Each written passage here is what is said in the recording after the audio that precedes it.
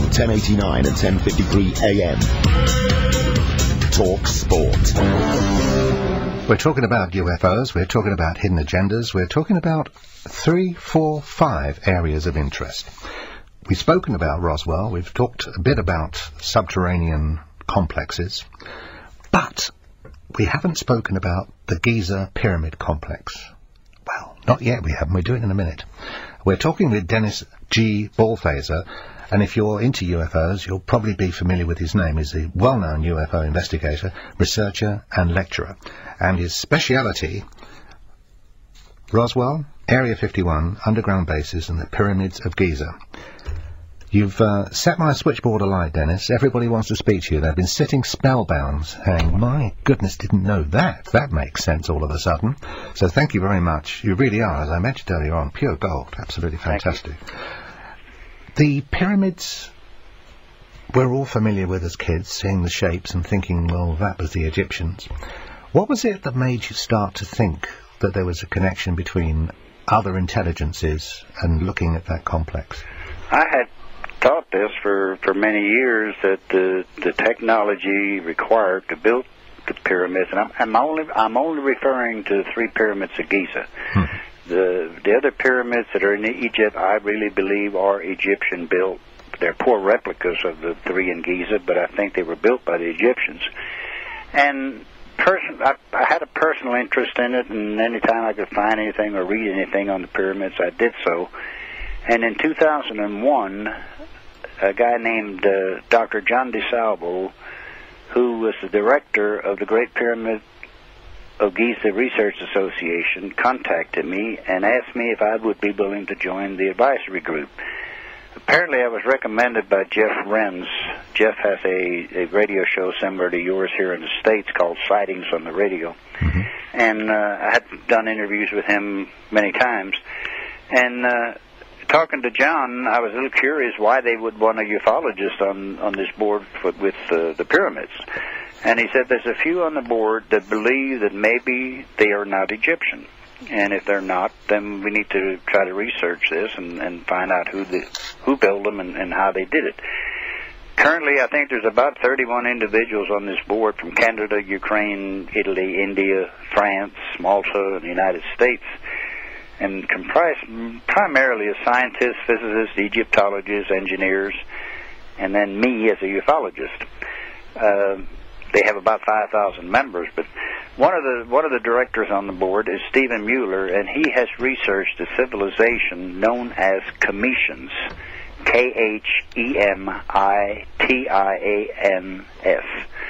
Can we spell that again? Because I'm just going to get 3,000 emails saying. Okay.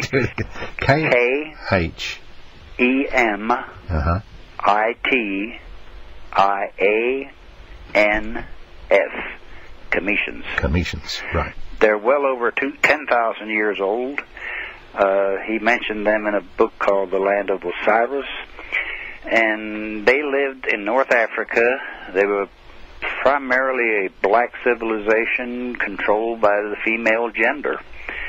And the research he's done indicates that they may have had contact with star people. And if that's the case, I'm not by any means saying that ETs built the pyramids, but I am saying there's a possibility that the Kemetians could have got the technology from star people to build the pyramids. We know for a fact that the pyramids are a lot older than we've been told. The Sphinx is proof of that, because of the deterioration on the Sphinx was caused by water, and there hasn't been that much moisture in that part of the world for at least 15,000 years, and that predates the Egyptian civilization.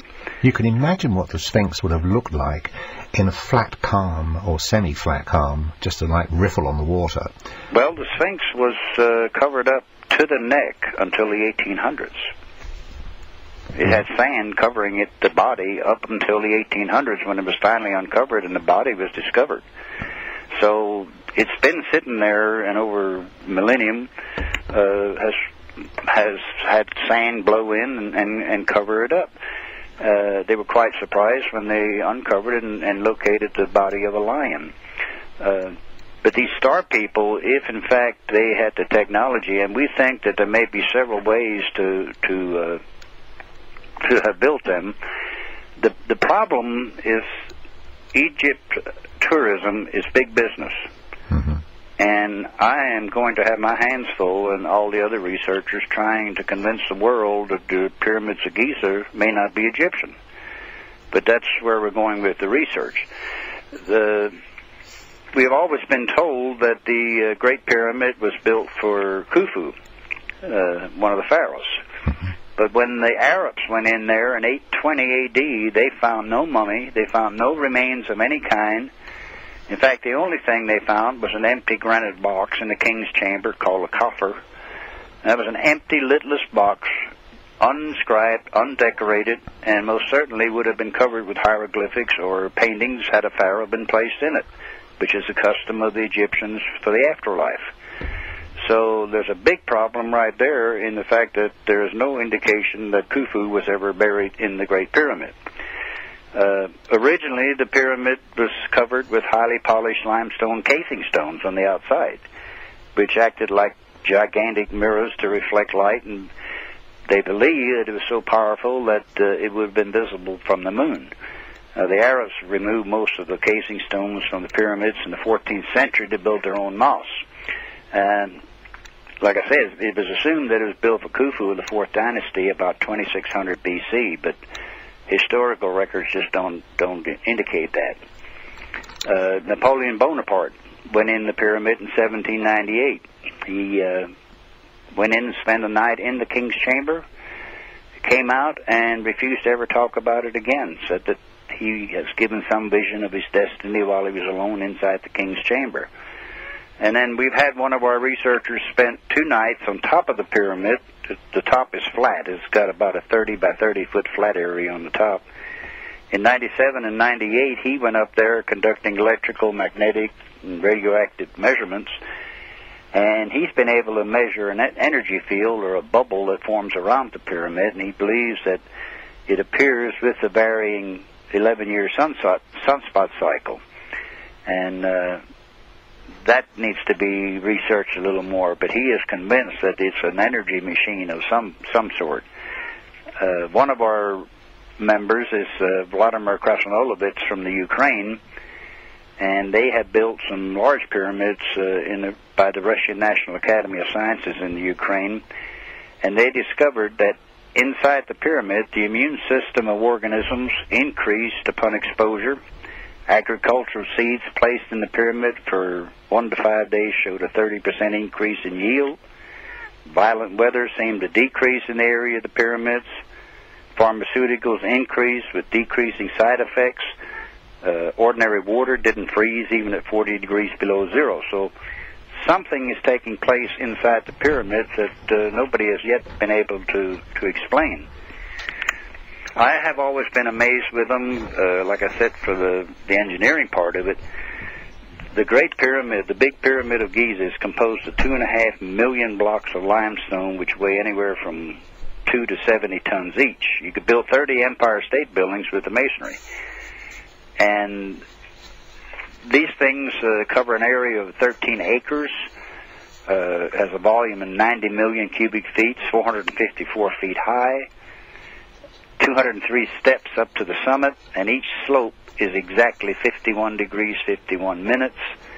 Each side has an area of 5.5 acres, with less than a 50th of an inch separating the stones. I didn't realize it was so precise as that. Yeah, exactly. Extraordinary. It's unbelievable, the engineering technology involved. And another thing that gets my attention is that the weight of that structure in all of these thousands of years should have started to sink into the sand, and it hasn't moved. I am of the belief, and I've heard, that there is a mountain chain that runs around the equator, or in the area of the equator of the Earth, below the ground, below the surface. They had to have some knowledge of sub-base material in order to build the pyramids where they're built.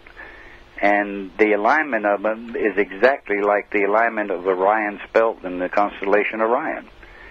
They had knowledge of astronomy. They had knowledge of engineering.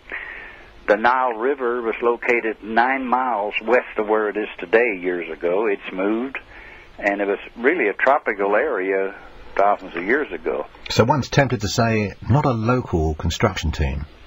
No. And I don't think they talk about using Egyptian, well, not necessarily slaves, but Egyptian people. They would have had to set one stone every 90 seconds in order to get that thing built in the time frame that they claim it was built. Matthew has called us from High Wycombe. It's a town just to the north of London, and it's particularly famous for its furniture makers. Mm-hmm. I say that actually with some certainty because I'm still waiting for my table and chairs to arrive. Hiya, Matthew. Hello, good evening. Good morning. Yes, good morning. So Dennis is here, and we've been talking about the pyramids, and that's apparently your area of interest, isn't it? It's my area of interest. I can't really say that I'm trained in that area because I'm fairly young, but I was just wondering, before the break you said that to this day it was still pretty impossible for us to build a structure, I don't know how to phrase this, build a structure like the pyramids today with our technology compared to back then and how they did it, how the Egyptians did it. I don't know if I'm actually making any sense to you, but... In other words, you're saying that even with the technology we've got today... Could you turn that radio down? Could you do Well, I'll give you an example. My last job with the Texas Highway Department was a bridge over the Houston Ship Channel in Houston, Texas. The span between the uprights, it's a cable stay bridge, which is straight cables running off of columns. The span was 1,200 feet, clear span between the columns. When we put the last piece of steel in there, we were off by about 18 inches. That was pretty good engineering.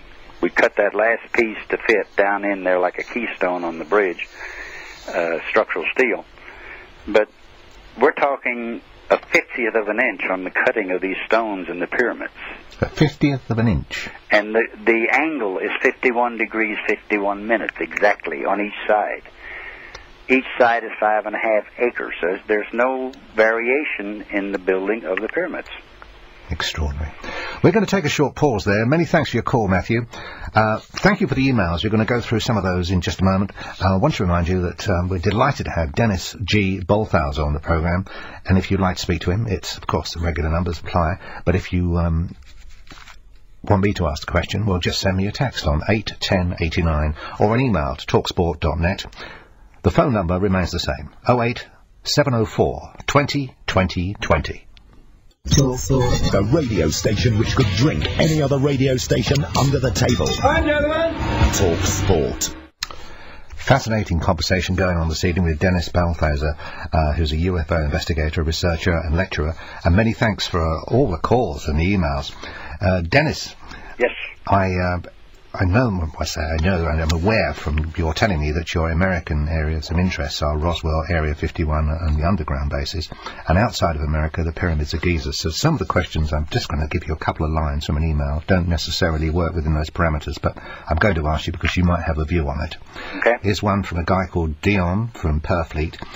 He says, Mike, a few years back I watched a documentary about a secret room in the foot of the Sphinx in Egypt. But the Egyptians wouldn't let explorers take a look until 2010, so we've got another 3.5 years to go. Do you know anything about this? Yes, I do. We believe, well, we're pretty sure that the room is there. They've done some ground-penetrating radar and things like that, and we're pretty sure that the room is there. How the Egyptian, and again, I think it goes back to the tourism industry, has not allowed anybody in there yet. We believe that may be the location where information could be found on how the pyramids were built, first of all. And secondly, we think maybe there's some information about what has been known as Atlantis. And these are both things that would be of tremendous value to researchers if, in fact, it's there. But, give us the opportunity to at least go in and look at it. I very seldom watch any of the documentaries on the pyramids anymore because the guy who's the head of their tourism industry, Hawass, is so biased with his opinions on things. They had that one special where they had gone in there and into the Great Pyramid and were going to go open that shaft, And by the way, the Great Pyramid is the only pyramid in the world that has a descending and ascending air shaft. Now, what they needed air shafts for a dead pharaoh, I don't know. But that's the only one that has descending and ascending air shafts. But when they went in there, they said they were doing that live on television, which was absolutely not true. They knew exactly what they were going to find when they went in, and the whole show was about 2 hours long, and it came down to the last 5 minutes of the show, and we knew nothing more than we did when it started. It's a little bit like some political rallies, isn't it? Yeah, it's similar to the UFO cover-up here and probably in England and other places, although I think England and many other countries, Italy, are more open than we are here. We have this Freedom of Information Act law, and unfortunately, if you try to get information about Roswell, as an example, on the military people that were here, all the military records are kept in St. Louis, Missouri, at the archives of the military records. If you try to get information on a man that was in the military in 1947 stationed at Roswell, more likely than not, you're going to get a form back with a stamp on it that says those records may have been destroyed in a fire at the center.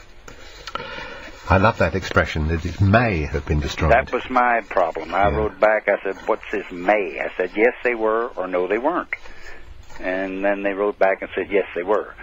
But, you know, the frustration of doing the research is tremendous. It's just unbelievable. I lose probably $2,000 to $4,000 a year doing this research, and fortunately my wife allows me to do that. But I think the research is of much importance, and I think not necessarily for me, but for my kids and my grandchildren. I think we need to know what is going on, and if if UFOs are real, and we're being visited and have been visited, then I think that's the story of the millennium, and I think it should be made public. Graham sent me an email, and he said, please ask Dennis if he's familiar with William Cooper and his book, Behold a Pale Horse, and what does he think of the book's content?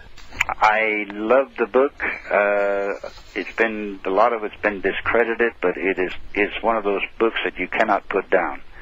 He has so much information in there. I read it years ago, and I used a lot of the information in lectures years ago, and then found out that some of it wasn't accurate. But it's a book that'll make you think, and I give him credit for that. Carl, who lives in Carlisle, which is on the border between England and Scotland, says, please ask Dennis if there's any evidence or thoughts on a 1954 UFO crash, which is alleged to be in Cumbria in England, which is once again just south of the divide between Scotland and England. And this crash was at Cald, C-A-L-D, Beck, Cald Beck, which is that's not the Rendlesham Forest, is it? No. Okay, no. That's another case. I'm not familiar with the one he mentioned. Okay.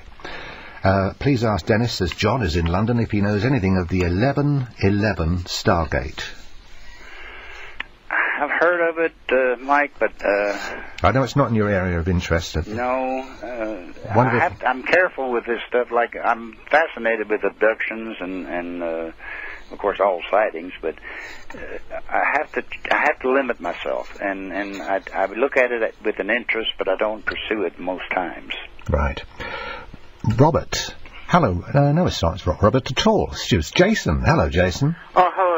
How are you? Oh, well, I'm okay. I know you've been there a long time, but it's such a fascinating conversation to have with Dennis. Well, that's what I thought it was as well. Yeah, so what would you like to ask Dennis? Well, I was always interested in Robert Heinlein, especially through his novels, and I wondered if Dennis... is it Dennis? Yes, it's Dennis. Yes. Yeah, right. If Dennis actually really enjoyed his books. Have you read any of his books, Dennis? Who's the author? Robert Heinlein. Heinlein. Yeah. I have one, and I've had it for quite a while. I don't know where it's at.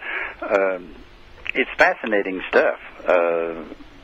You know, fiction writers, I'm sometimes leery of, but what we're finding out that is science fiction is becoming science reality. The Star Wars, Star Trek, X-Files, those type movies and TV shows and things, There's a lot of information in those things, and that may be one way that the government is letting the information out slowly by doing this and feeding it to the public and letting them have a little bit at a time. I used to think 10 years we'll know the truth. I'm wondering now if we'll know it in my lifetime. But I think they are letting a little bit out at a time, and they're not confirming it, of course. But I think the fiction writers have a place, and I think they base a lot of their fiction on factual information. We have with us Dennis G. Balthauser, and Dennis, great guys, gives us tremendous insight and information, and it's making me sit back in my chair and think, well, I never thought that before. It seems perfectly logical now that he said it. If you wanted to speak to him, he's been delighted. I've got a bunch of people, Pandora, Barry, Spider. Many thanks to Jason. Thanks, Jason. And Spence and Rue and everybody else. We'll get to you in a moment, I promise you. The number for you, if you're just a new listener to talkSPORT, then welcome to the fastest growing show in town. It's 08704 20 20 20, or you can text on 81089 or email talksport.net. I'm Mike Allen. We're going to take a pause round about now, and after that we'll be back with more calls, more texts, and much more, very importantly, from Dennis G. Balthauser. Oi, van drivers, is your current van insurer having a laugh? Wipe the smile off their ugly mugs by calling 0800 24/7 24/7. Budget van insurance, it's the Van Man thing. On 1089 and 1053 AM and DAB Digital Radio, talkSPORT. I'm Mike Allen. We're talking about the next frontier night, and Dennis G. Balthauser's with us, and very kindly stayed a little bit longer than we ever hoped that he would. Thank you very much indeed, Dennis. Well, my dear Liberty. You know what, Mike? I'd like to give my website, and the reason I'd like to do that is with all the reaction you're getting in phone calls and emails, I have been writing editorials every other month since 1999, and they go out on 21 websites, UFO Magazine, several places. But it covers the 4 areas of research that I do, and if people are interested, I invite them to go to my website and click on the editorial link, and they can pull them all up there because they're all archived. I've got www.truthseeker@roswell.com. That's right? It. All one word, yeah. One word. Is it lowercase? Yeah. Truthseeker@roswell.com. I'll repeat that a bit later on. So okay, thank you. I can see people rushing for a pen saying, I didn't think he was going to do that. I wasn't there. Well, I don't like to do it, but there's such interest. The editorials are my way of sharing my research with the public. Good. Excellent. Right, Spider is in Sheffield. Let's get him up on the line. Hello, Spider. No? Right. Fascinating subject tonight. It's very interesting. I tell you what's so entrancing is that Dennis is a terrific talker. Oh, unbelievable. Yeah, it's really good. It's a pleasure to listen to him. Yes, fantastic. Good evening, sir. Good evening. I have 2 questions for you. One sort of falls onto the other. I read ages ago about one of the astronauts, I think it was in the Apollo, actually taking photographs of a UFO. And the follow-on question is, there's been a lot of speculation about whether the moon landings ever took place. Good questions. NASA has pretty much put a lid on any of the astronauts talking about what they saw en route to the moon or circling the Earth. There have been several reports of things being spotted en route to the moon, actually filmed, and there are several films of the STS missions that NASA has pretty much put a lid on. I think I always like to tell people what NASA stands for, NASA. Never a straight answer. Very good. Have we been to the moon? Yes, I think we have been to the moon. Like I said earlier, I talked to Edgar Mitchell, and one of the questions I asked Mitchell was, what was it like to be on the moon and look back at the Earth?